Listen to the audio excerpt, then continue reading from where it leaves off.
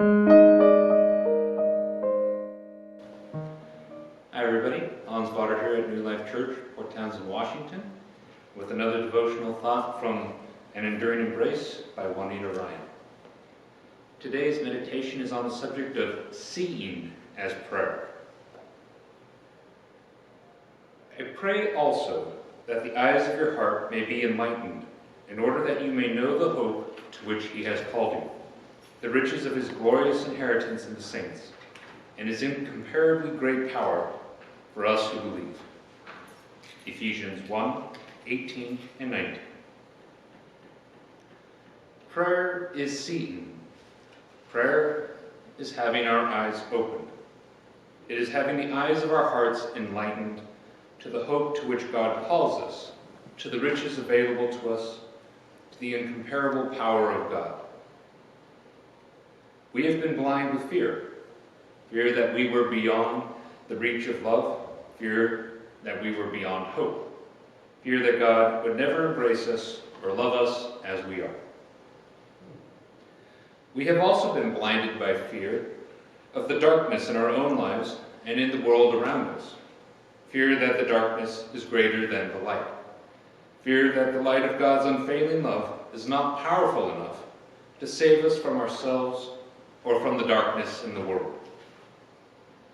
And we have been blinded also by our preoccupation and pride. We have been blinded by our self-reliance, our greed, our defensiveness. Because of all of our fears, we have lived in a fortress of our own making. We have tried to protect ourselves, no matter the cost, to ourselves and to others. But prayer lets in the light of God's unfailing love.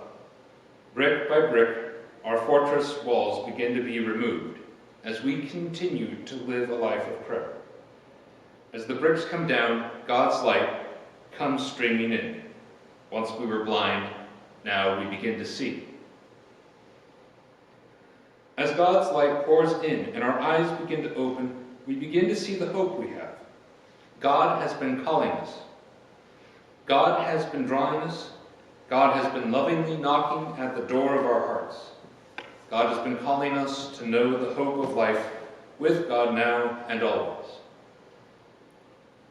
We also begin to see the richness God has for us, the richness of God's forgiving, healing love, the richness of having a relationship with our Maker, the richness of the peace and joy that grow in us as we take in the love of God more and more. And we begin to see the incomparable power of God. The text goes on to say that this is the same power that raised Jesus from the dead and seated him at the right hand of God. We begin to see that the power of God's love is far greater than the power of the darkness in us and in the world around us. God, who raised Jesus from the dead, raises us. God frees us more and more from our self-serving, from our pride, from our self-reliance, from our greed, from our fear, from our defensiveness. God frees us and raises us to live empowered by love. Prayer is seeing.